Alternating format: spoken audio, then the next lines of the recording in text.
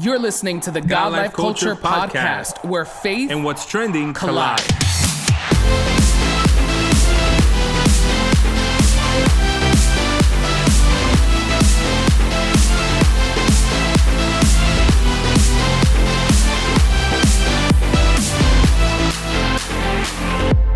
Welcome to the latest episode of the God Life Culture Podcast. This is Eddie. What's up, everyone? This is Miguel, and you are listening to the God Life Culture Podcast.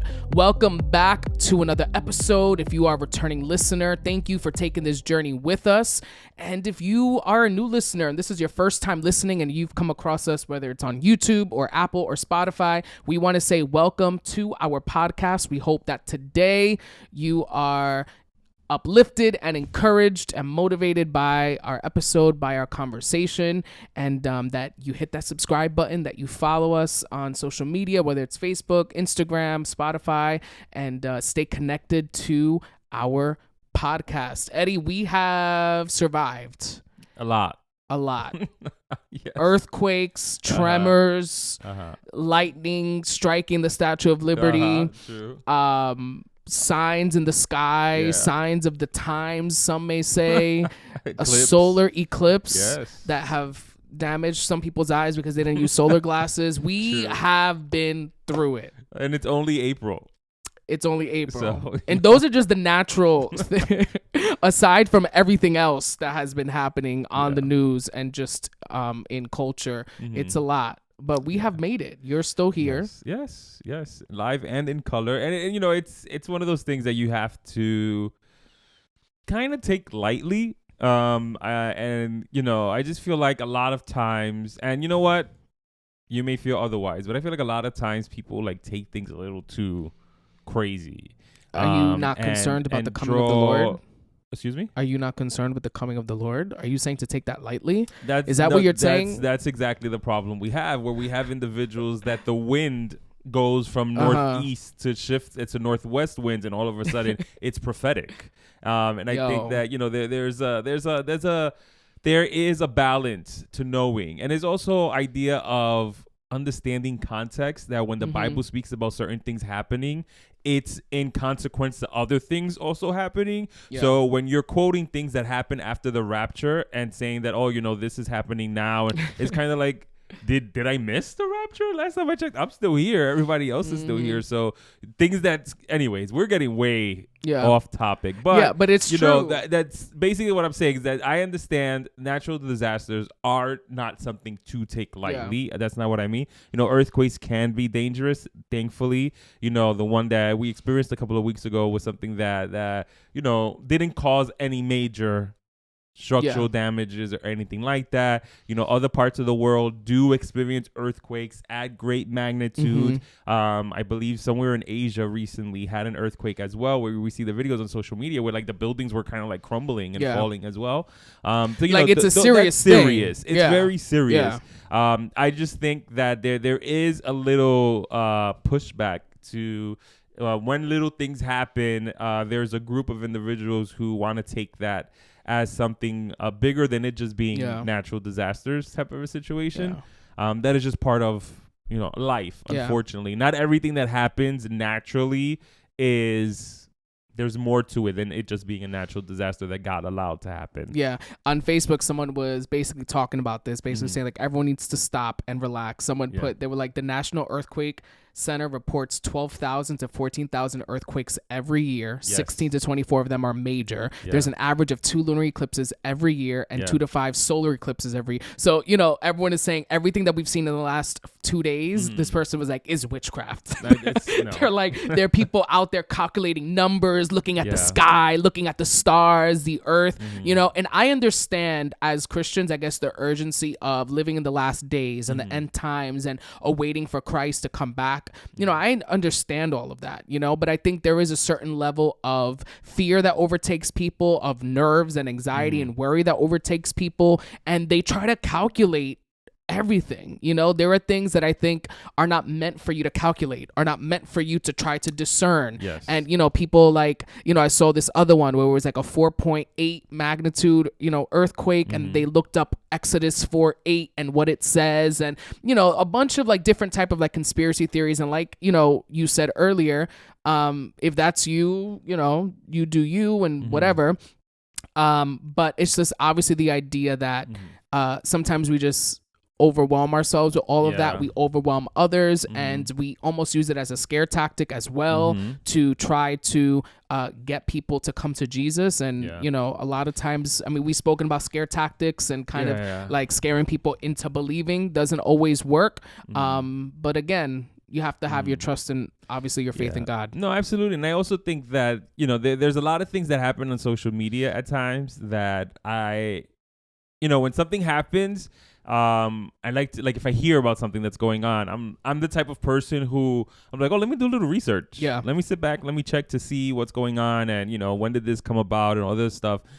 Because when certain things happen, and sometimes they just happen by coincidence and they fall on certain days, there are people that is like, oh, it's an attack on Christianity, that such and such thing happened. You know, it's happening on this day. And it's kind of like, actually, if you go back and see when this was actually established, it was established many, many years ago. It just so happened that it fell on a certain day this year. And, you know, like one of the things that a couple of weeks ago when Easter happened, there was the whole thing with social media. Certain people on social media were going crazy because they were saying how the presidency declared, what was it, March 31st? No, March 31st. Oh, March 31st. Was when Easter fell this year, and how it was attack on Christianity because the current administration established it as Trans Day of Visibility or something like that. And everybody was like, it's attack on Christianity. And it's like, if you actually look, that was something that was established in 2009. Randomly by Parliament. Not that I'm for it, that's not what I'm saying, but what I'm saying is that that's been the day for the last, do the math, 12 years, 13 years. And it just so happened that this year, Easter or Resurrection Sunday, depending on how people call it, fell on the same day as that. And it just so happened that it was both happening at the same day. And whether or not the enemy uses that to distract and whatever, that's kind of like, you know, his job, obviously. But I understand the idea of, you know, sometimes you just lack the research, right? And you lack the let me investigate a little more. Because, you know, yes, there's an attack on our faith. Absolutely. Yes, the enemy's out there and he is real, but not everything is an intentional attack on one's faith. Sometimes it was just an earthquake. You know what I mean? Sometimes it was just, you know, a situation that happened. And just funny enough, before we exit this earthquake conversation, did you hear about the school teacher? Which one? There were many. That was the one that was teaching during the earthquake, like in the middle. So she was actually teaching, and she was a Long Island teacher, about earthquakes when the earthquake happened. Oh, that's cool. And her students thought it was staged, like she did something to stage like an earthquake. And then they found out like, oh, this was very real. And she was like teacher of the year. She was on the news, and her students were just like, oh my gosh, I'll never forget this. But just imagine that you're learning about earthquakes, and all of a sudden, as you're teaching your students about earthquakes, you experience one. That's crazy.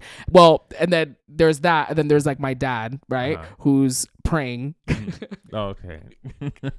And he's like, I'm in this intense moment in my prayer, praying for someone, and I am going in, and I am just, he's like, I'm not yelling at God or anything, but I'm just like, you know, like really like strongly praying, and all of a sudden everything starts shaking in my room. I was like, God, I'm sorry if that was a little too loud. But again, everyone has their own earthquake story. You know, the earthquake thing really, I don't want to say it boggles me, but it's kind of like, we just had one a couple of years ago, and everybody. I just don't think it was as strong. I felt that one versus this one. But this one you said you were driving, right? Well, this one was driving, yeah, but still. But it was like, but that's not the point. It's just like, I like everybody all of a sudden gets amnesia and is like, I've never experienced an earthquake in my lifetime. I think in their defense, I do think the magnitude of this one was, that's what I keep hearing. Like the magnitude of this one was just, I think the one before was bigger. I'll do some bigger research. Than a 4.8. I think so. I could be wrong. I don't know. This is me spreading lies.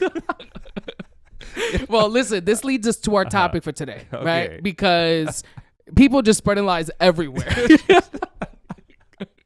And it's one of those things where I think when you become a parent, right? Like obviously this is something I've been thinking about too. It's just the idea of like wanting to protect your child from all the craziness and nonsense that is out in the world, right? And we were talking earlier how there's like positive ways to do that, there's negative ways, there's healthy ways, unhealthy ways, but it's almost like if you can create this safe bubble for your child to be in and be safe and innocent and protected and secure, you would do that, right? If you could. But the reality is that as much as you try to create this bubble, or you try to create, right, this safe haven for your child, and safe at all times, protected at all times from the nonsense of this world, that's not always the case, right? That bubble will burst quicker than you thought, right? So just this idea of how to positively do that, right? How do you positively influence your child and protect your child and make your child aware of just everything that is happening around in the world, while at the same time trying to preserve innocence, trying to preserve like awareness to certain things as well, is a challenge. My son's only 10 months. You are ahead of the game. Your oldest is 8. He'll be 8 this year. Yeah. So that's already like, they're aware of information and social media and technologies more at their disposal. How do you think parents maneuver this? Well, I think that's the biggest question, that even as you're doing it, you're still wondering, am I doing the right thing? Am I taking the right steps? And I think that, from my perspective, my whole thing has always been about raising kids that are well-rounded, in the sense of individuals that can make it in the real world, kind of, because I feel that you have, up to a point, you have, as a parent, you have a lot of control over, what you allow where you allow your kids to go, who you allow your kids to interact with, and to a certain degree, if you send them to a Christian school, for example, and they only have Christian friends and they only do church things, and, you kind of like you're like building them, you're raising them in this bubble of Christianity, which has its value and it has its positive side to that too, but there will come a point where they're just gonna have to be in the real world. So even if you're able to successfully raise kids until the age of 18 that you maintained in this bubble of holiness, which I don't even know, and we were speaking about this before the recording, I don't even think in 2024 that's something that's possible, but let's say that you maneuvered a way to do that. There comes a point where they have to go into the real world. So are you equipping them? So my concern has always been about, how do I raise kids who I am protecting them from things that they don't need to be exposed to, while giving them the equipment to navigate life when they're exposed to things that they shouldn't be exposed to.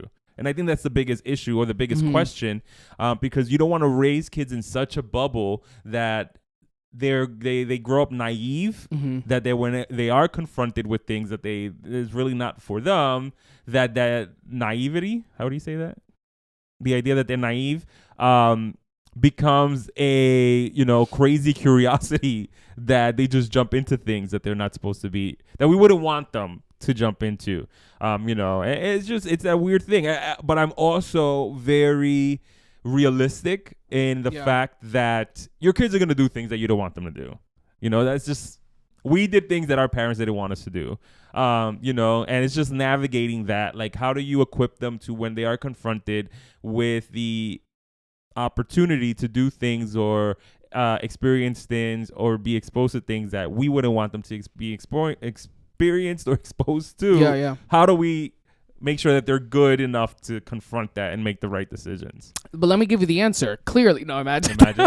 It's Jesus. That's all you need. I want to speak to what you said earlier about how parents take steps to, do certain things to like protect their children. I think one of the biggest ones, like you said, is the idea of like Christian school, right? Christian friends. And, you think if there's like, Christian entertainment, Christian movies, like Christian TV show, like you kind of put all that at the forefront, and not everything else, right? So I think whether you do that whether it's even just your kid goes to a regular public school, I think there's still, even in both ways, that you can put that child in a bubble, right? But I have to say, like, you know, we were saying earlier, I think in 1973, 1983, 1993, I think you probably could do a better job at keeping your child protected and safe in a bubble, right? I think now in 2024, that is very difficult to do, right? Because even Christian school, you know what I mean, is not what everyone thinks, you know what I mean? And, you know, having gone to Christian school from kindergarten through 12th grade, teaching at a Christian school, you know, visiting different schools and all of that, I think, you know, you see the difference, right? That there are things that you won't see in a Christian school that is in public school, right? But then there are things that, because you have a group of kids who are Christian and who have some type of faith background, they know right from wrong. So they develop ways to try to hide it, or they develop ways to try to sneak around rules or try to find loopholes in rules. So then it becomes, you have these individuals who they may not blatantly be doing things, but they know how to do those things and hide it really well, right? So I think it's beyond whether you only have Christian friends around your kids, because those Christian friends are human. You know what I mean? Those Christian friends, people. Yeah. And even if they were just friends with more Christian friends, you know what I mean? At the end of the day, they still have issues, right? They still have characters and personalities. They still have temptations. They still have bodies. You know what I mean? So I think regardless, you know, you can try to do all of those things. We're fallen. We have a sinful nature. It's going to infiltrate regardless, you know? I think the important thing is to just have open communication. Open communication that starts from when they're a child. You know what I mean? Like, as early as it can be, you know, where it's like they know they can come and talk to you. They know they can ask you things. They can tell you things. Because even then, there are things that they'll keep to themselves. You know what I mean? I think about even myself. I always say I had great parents, and parents who I had a great relationship with. There were still things I kept to myself. You know what I mean? There were still things I didn't share with them or didn't tell them about, because again, it's uncomfortable, or it's, you know, you're scared. What are they gonna think, or what are they gonna do, and all of that. You know, so I think regardless of, you know, how you try to protect your kids, they're still going to make decisions. They're still going to do things. But it's like, I would rather, you know, maybe expose them to certain things where it's like, you know, they're not just on Christian apps, let's say. Like, you can access YouTube, or like you can access these things, but obviously monitoring it. And then on top of monitoring it with them, you know, it's almost like having the open conversations, you know? I remember a while ago having a conversation with a parent that was basically saying they weren't showing their kids Disney, weren't doing any of that, because in one of the movies, the kid or the girl was basically like, it was like a my body, my choice type of thing. And it was like, we're not doing that here and whatever. I get it. You know, Disney's, it gets crazy. But what really should happen is, at that point, when you're in the room, because there's no reason like they should be by themselves watching something, you know, but that's right. If you're there in the room with them, you know, I hoped at that moment you pause the TV and then you start having a conversation with them, or you wait for the movie to be over and be like, can we talk about, you know what I mean? And you go back and address what you just saw, as opposed to, now we're going to take it all away. Well, did you get to the issue? Because your child was still confronted with it. Your child still saw it. And now the only context they have is what they just saw in the Disney movie, and maybe what they're going to look up now, or what they're going to ask their friend about, right? So as opposed to that, I'd rather tell you, let me tell you what you just saw and why that's not good, you know? And I think there's also an idea that they may not even understand what you understood. You know, like they saw it and they just thought it was funny, or they thought it was whatever. You as the parent, you know, receive that there's like a subliminal message, or there's something else going on here. So you have to then decide, how do you navigate that? Do you then take that opportunity to be like, hey, you didn't notice, but the message behind this story was kind of this, this, and this. And, you know, and I just want to talk to you why that's good. I want to talk to you why that's not good. Or, you know, like the idea of just, and this goes to the point of why the topic is brought up, which is the idea of just removing things from your kids being exposed to it is not enough. You know, the fact that you guys saw the movie, whoever it was, then all of a sudden that movie is banned. We can never see that movie again.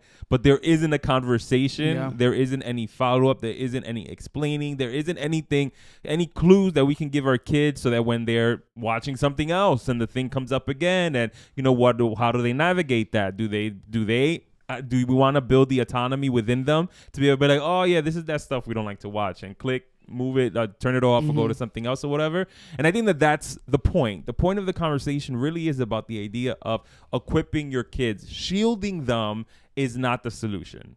Shielding them for a certain time does provide safety and does provide peace of mind and peace of heart for you. But there comes a point where you have to equip your kids to be able to confront these things. Instead of shielding them, you need to give them a shield. Well, that's in essence, you need to give them armor, right? Equipping them to be able to handle these things. You know, I always I heard this and it stuck with me. The idea that rules without relationship equals rebellion. So I could have a bunch of rules with my child and tell her what they can't do, what they can't watch. You can't go here, can't go there, you can't hang out with these people, right? But now if I don't have the relationship aspect, right? Relationship meaning, let me explain to you why you need to have these type of friends. Let me explain to you why those type of movies aren't good. Let me explain to you why, as believers and as Christians, we don't do that. We don't participate in that, right? If I lack the relationship, I'm just going to breed rebellion, meaning, well, you're telling me I can't do this, but I want to. All my friends are doing it, right? This is what culture is telling me is okay. So I have all of these rules of what I need to do, what I need, you know, what I can't do, what I should do, what I shouldn't do, but I have no foundation as to why I do these things or why I can't do these things. Yeah. So then because I'm missing that relationship, whether it's with a parent or guardian, and I have no context, when I'm faced with temptation to break that rule, I break it because I don't know what happens if I don't. You know, what happens if I do that? Right? So you want to make sure, being that parent, that when you express these rules or these ideas, whether it's we don't watch these type of movies, or, you know, you saw that was in the movie, this is why that was bad, or this is why this is good. You know, I think a lot of times we'll focus on the bad and we'll highlight, you saw that, you know, and we'll kind of highlight the bad and the evil. Highlight the good. Right? What did this character do that actually brought good results? Why was that a good decision? You know, and highlighting that as well. Yeah. When you have that relationship with your child, right? You may still encounter moments of rebellion, because at the end of the day, children, you know, we do, right? When we're in that state, we do kind of what in the moment feels right to us, even though we know what's right and heard it so many times, right? But when you have those rules and you have that relationship, you know, I think the rebellion lessens, right? And instead of just having these children that are just going around following rules and not knowing why they're doing that, or not knowing why they believe in God, not knowing why that's wrong, right? You create these individuals that are able to go out there, and when they're tempted, they're able to kind of stand firm in what they believe because they know context, they know foundation, they know why, you know? And I think as Christians, even as adults, there are times that we're faced with things, we know the reasons why we're not supposed to do that, we know the reasons why it's not good for us, and we do it anyway. You know, so imagine a child, you know, imagine, you know, a teenager, a young adult, when they're faced with those moments, it's difficult. You know what I mean? It's difficult.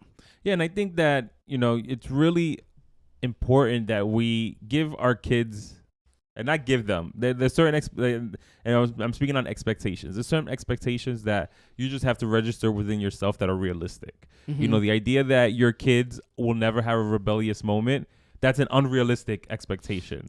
Now, don't tell your kids, I'm expecting you to have rebellious moments. No, you keep that to yourself.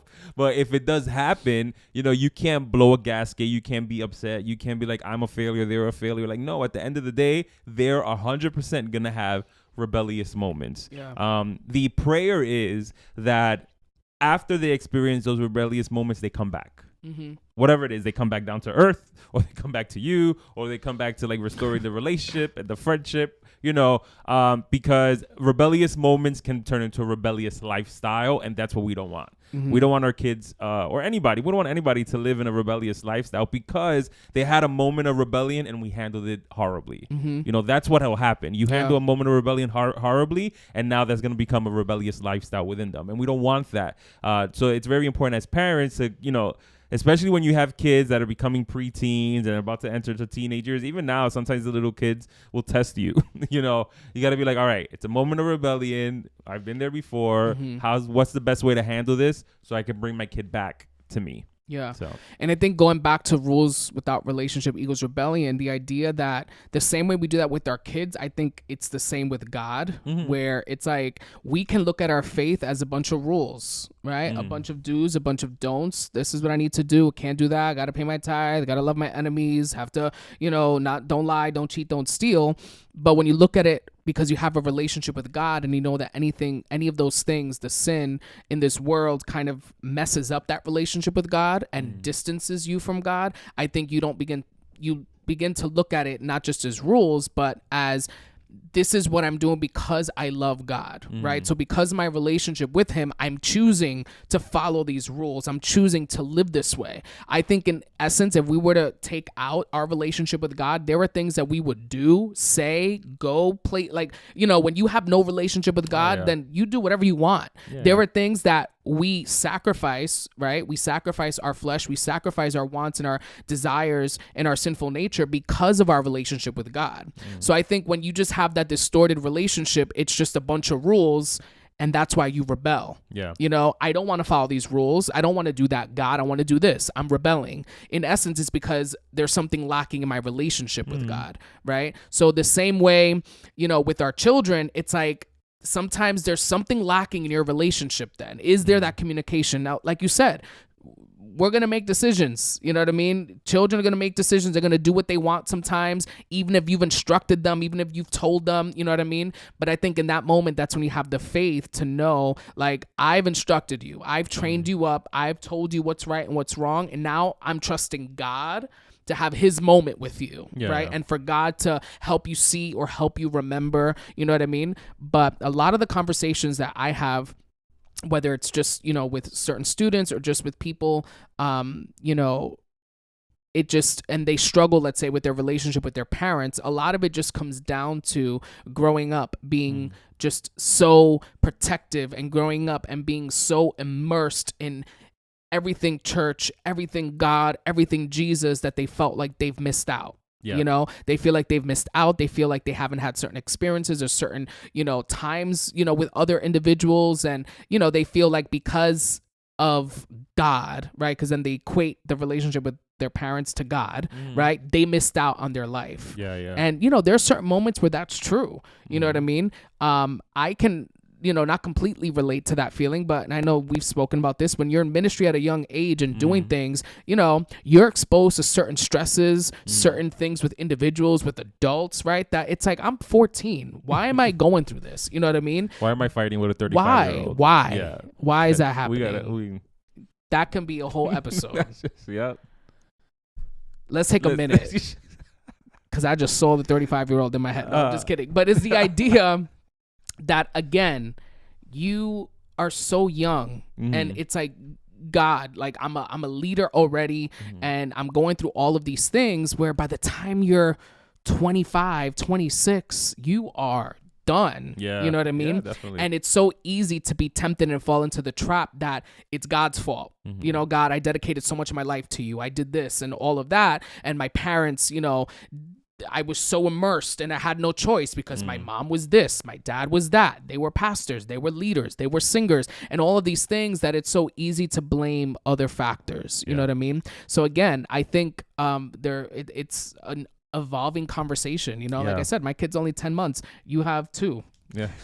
That's it's no, it's and crazy. I think it's there's a lot of factors. There isn't a one word solution to this. We wish it was that easy to be like, oh well, the answer to this is whatever. It's not, because every kid is different, every relationship is different, everybody's situation is different, but at the end of the day, we try our best to do things where we're led by God, where we're sensitive to the voice of God. We're trying to raise kids that can develop their own relationship with God. A lot of that has to be modeled. A lot of that has to be explained. A lot of that has to be taught. But we also want to going back to the well-balanced idea of it as well, be able to raise kids that, have the ability to express themselves, have the ability to enjoy their interests, have the ability to have extracurricular activities while maintaining a balance with what they're supposed to be doing spiritually. You know, it's a struggle that we as adults have to figure out, that we're also trying to teach our kids how to figure out. So it's difficult, but it's not impossible. Yeah. And, you know, through communication and through what works for you guys, because what works for a different family may not work for you, you know, you figure that out. Yeah, and there are moments where you can be a pastor, leader, teacher, whatever, the parent, and your kids are going through things, they're going to have to go through it for themselves. Yeah. You know? So it's like, as much as you want to be involved, as much as you want to be there, as much as you want to handle the situation, it's like, they need to go through that battle themselves and have their own experience with God. And I think oftentimes we could also mess up, like sometimes as our kids get older, like their own experiences with God, because we step in and intervene. You know what I mean? It's like, I remember, like I said, growing up and going through all these different things within the church and with different individuals in the church. There were moments my parents stepped in, but I remember vividly there were moments where they let me go through it. You know what I mean? It's like they could have easily went to an adult and told the adult a thing or two or three or four, right? And didn't. And it was like, I had to kind of go through that battle. They didn't abandon me. They didn't leave me, right? Although that's how I could interpret it if I chose to look at it that way. It was like, this was a battle I needed to fight and I needed to get through. You know what I mean? So it's like, sometimes you can pray for your kid. They're going to have to learn how to pray as well. Yeah. You could pray for them. You could pray over them, right? They're going to have to develop their own relationship with God. So when the day of trouble comes, of struggle, when the day of whatever it is that they're going through, your prayers will work and your prayers, God will hear them and all of that, but they're going to have to do something for themselves as well. So like you said, the hope is we equip you with the tools. We equip you with just the ability to cry out to God when you're in those moments, because again, mom and dad won't always be there. Your siblings won't always be there. And even if they are, there's still things that you go through as you grow and as you become an adult, that it's between you and God. You know what I mean? It's like, I can easily go cry to my mom or dad about that, but they can just listen to me, right? There are certain things where it's you and God and nobody else. Yeah. So it's like, if I don't know how to pray for myself, I don't know how to see God for myself, and I've always relied on my parents, it's like, I'm going to have a real hard time in this season of my life, you know? So I think it's just, again, like we said, it's evolving, it changes. And lastly, I would say to give, if you are a child or a teenager or a young adult, I think, you know, as you enter adulthood, you look back and it's easy to like blame your parents for certain things and kind of like, you know, they never did this, they never did that, or they never communicated with me. I think there's a certain level of grace that has to be given to parents. You know what I mean?